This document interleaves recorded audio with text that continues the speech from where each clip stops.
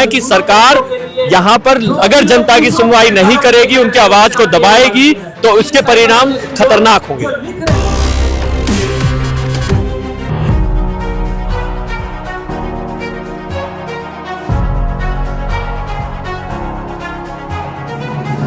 उनको अपने विरोधियों को दबाकर अपने को इस तौर पर दिखाना चाहती है कि वो निर्विरोध है। उनके देखिए, वो उन तमाम लोगों को जेल में डाल रहे हैं जो सरकार की आंख में आंख मिलाकर उनसे जवाब मांगने की कोशिश करते हैं, जो बेरोजगारी पे बात करते हैं, जो महंगाई, आपने तो वायदे किए थे अच्छे दिनों के, तो आप अच्छे दिन कहां हैं? तो सरकार उनको तमाम कानूनों को लगाकर, तमाम नियमों को लगाकर, तमाम यूएपीए, एनएसए जैसे कानून लगाकर उनको जेल में डाल देती है ताकि वो सवाल ना पूछे।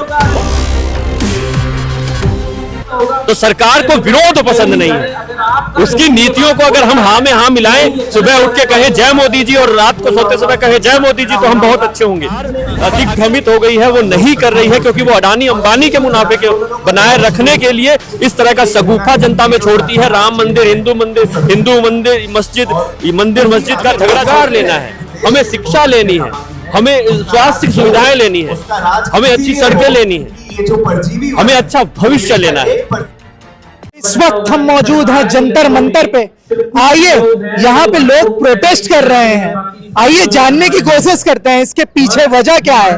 और जिस तरह से प्रोटेस्ट में अलग अलग नाम, अलग अलग बैनर, अलग अलग लोग, इसके पीछे ये कौन लोग हैं जिनको जेल में डाल दिया गया है, इसके बारे में विस्तार से जानने की कोशिश करते हैं और आपको बताने की कोशिश करते हैं। क्या नाम हो भैया आपका? मेरा नाम दिनेश है, मैं क्रांतिकारी युवा संगठन से हूँ। अच्छा दिनेश जी, आपने बहुत ही बेहतरीन अभी बात रखी।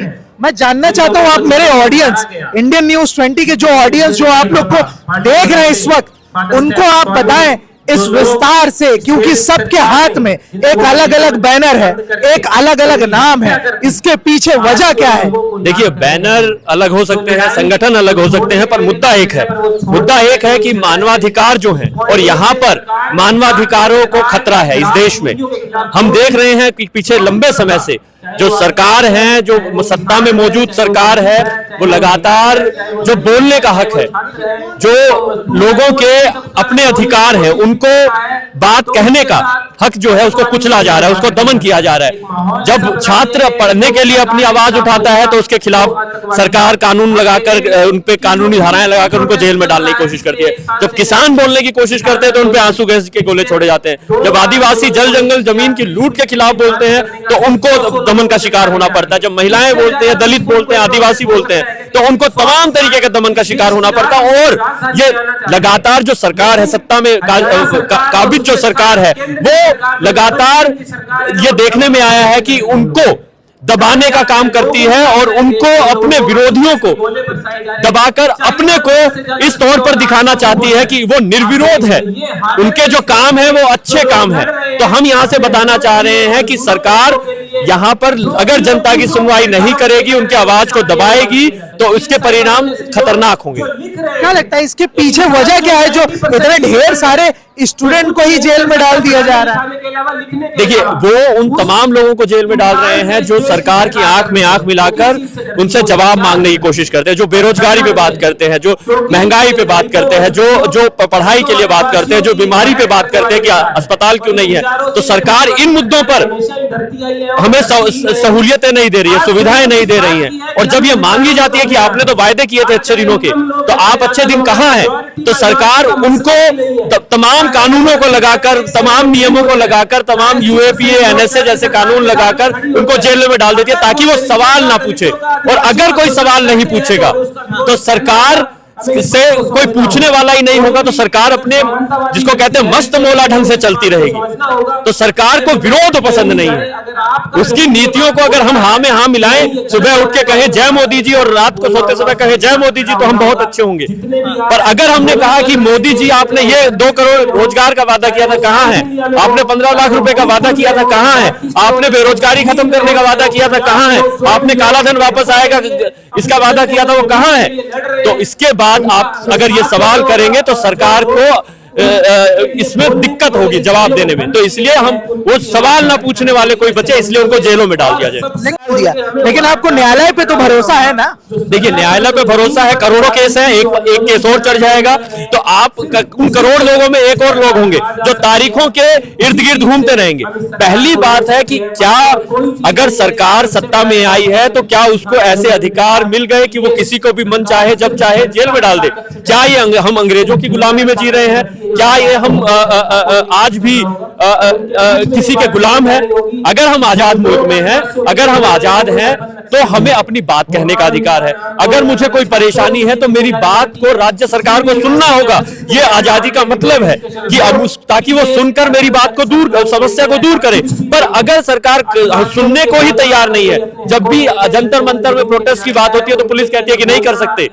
क्यों? क्योंकि आपको परमिशन लेना पड़ेगा। ठीक है, आपको किससे परमिशन लेना पड़ेगा? सरकार से। सरकार अपने खिलाफ विरोध का प्रदर्शन परमिशन क्यों देगी? लेकिन आप तो कर रहे हैं ना जंतर मंतर? हम कर रहे हैं, ये कर रहे हैं, ये इसीलिए कर पा रहे हैं क्योंकि अभी भी हम लड़ झगड़ के परमिशन के लिए कोर्ट से, उनको मालूम है कि हम तमाम तरीके इस्तेमाल करके वहां जा सकते हैं। तो इस कारण से वो कुछ तरीके के धरने प्रदर्शन को होने दे रही है। पर जैसे कि आज ये जो अग्निवीर का मुद्दा था, इसी जंतर मंतर से लोगों को भर के ले जाया गया। जंतर मंतर को एक प्लेस बनाया गया है कि यहाँ पर आप प्रोटेस्ट कर सकते हैं, पर जब यहाँ पर अग्निवीर के खिलाफ धरना हुआ तो यहाँ से उठा लिया गया। जब फिलिस्तीन के समर्थन में कि वहां पर युद्ध विराम हो, ठीक है, यहाँ पर आंदोलन करने की एक आवाज उठाने की कोशिश हुई कि हमारी आवाज सुनी जाए और सरकार स्टैंड ले कि वो फिलिस्तीन में युद्ध रुकवाने के लिए यूएन में दबाव डाले, पर यहां से हमको लोगों को उठा लिया गया। तो तमाम इस तरह के हादसे हुए हैं, इस तरह की चीजें घटनाएं देखी गई हैं कि बार बार पुलिस हमें रोकती है कि आप आंदोलन नहीं कर सकते। आखिर हम मांग क्या रहे हैं? हम मांग रहे हैं कि हमें जो समस्याएं हैं उनसे आप निजात दिलाइए। हम बस यही मांग रहे हैं। लेकिन जैसे सबके नाम में हाथ में कोई उमर खालिद हो, सरजील खान हो और चाहे सलीम खान हो, इस तरह की कई नाम है जो हमारे ऑडियंस या कई लोग जानते भी नहीं है। लेकिन क्या लगता है, क्योंकि 4-4, 5-5 साल हो रहा है, किसी को 3 साल हो रहा है, तो कोई सीए में गया है तो कोई यूनिवर्सिटी के प्रोटेस्ट में गया है, अलग अलग प्रोटेस्ट की। ये जो आप बात कह रहे हैं ये उन लोगों के नाम है जो मीडिया में उछाले गए या बताए गए और वो दिल्ली में थे। पर आदिवासी इलाकों में जाएंगे तो वहां पे हो सकता है कोई सोनू हो, कोई मोनू हो, कोई रामू हो।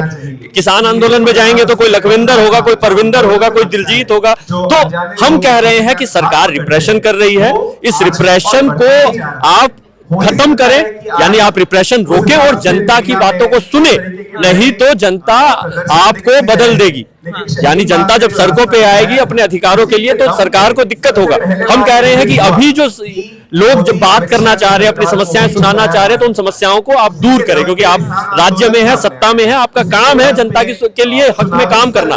पर सरकार दिग्भ्रमित हो गई है, वो नहीं कर रही है, क्योंकि वो अडानी अंबानी के मुनाफे के बनाए रखने के लिए इस तरह का शगुफा जनता में छोड़ती है। राम मंदिर, हिंदू मंदिर, मस्जिद का झगड़ा छोड़ती है। इसी मोदी रिजीम में वो अरबों करोड़ों रुपए कमा रहे हैं और हम जो आम लोग हैं, जो उनकी लूट से लूटे जा रहे हैं, जो ऊपर बैठे हुए रूलिंग क्लास के लोग हैं जो हमें लूट रहे हैं, ठीक है, तो उनकी तरफ ध्यान ना जाए, इसलिए हमें मंदिर मस्जिद के मुद्दों में उलझाया जा रहा है। लेकिन आप इस तरह की बात कर रहे हैं, इससे भी कई लोग ऑडियंस में ये भी कह देंगे कि ये तो क्या कहते हैं राहुल गांधी या कांग्रेस के समर्थक है, क्योंकि अडानी अंबानी को वही घेरने का काम। देखिए, मैंने अपनी जब बात रखी थी तो मैंने एक बात ये कही थी कि जो मोदी को जिन लोगों ने चुना वो केवल 37% लोग थे और 63% जो लोग थे उन्होंने मोदी जी को नहीं चुना। यानी इस देश में बहुसंख्यक जो हैं वो मोदी के खिलाफ हैं। तो हम मोदी के खिलाफ है, तो उनकी नीतियों के खिलाफ है, उनकी जिस तरह की उनकी गतिविधियां हैं उनके खिलाफ है, उनके एजेंडे के खिलाफ है। तो हम उनके खिलाफ है, हम किसी के समर्थक नहीं है, हम अपनी बात रख रहे हैं। हमारे पास कोई कांग्रेसी नहीं है, कोई यहाँ पे समाजवादी नहीं है, ठीक है, ये क्रांतिकारी युवा संगठन है। तो हम कह रहे हैं कि उन कांग्रेस के अलावा, सपा के अलावा स्वतंत्र आवाजें भी हैं जो जनता की आवाजें हैं। तो हम जनता की आवाज हैं, हमें कोई चुनाव नहीं लड़ना है, हमें अपने हक लेने हैं, जो हमसे वायदे किए गए हैं हमें वो लेने हैं। हमें रोजगार लेना है, हमें शिक्षा लेनी है, हमें स्वास्थ्य सुविधाएं लेनी है, हमें अच्छी सड़कें लेनी है, हमें अच्छा भविष्य लेना है। तो हम वो आम जनता है, हमारे साथ ना तो कोई बीच कांग्रेस है ना कोई सपा है, हम जनता की आवाज है। बहरहाल ये यहाँ पे प्रोटेस्ट में दिनेश जी थे हमारे साथ, जो कि इस प्रोटेस्ट का हिस्सा है और बढ़ चढ़कर यहाँ पे हिस्सा ले रहे हैं। आइए और भी लोग से बात करते हैं और जानने की कोशिश करते हैं उस प्रोटेस्ट के पीछे रीजन क्या है। नमस्कार, मैं हूं अहमद। अगर आपको ये वीडियो पसंद आया तो लाइक करें, शेयर करें और हाँ, सब्सक्राइब करना ना भूलें। धन्यवाद।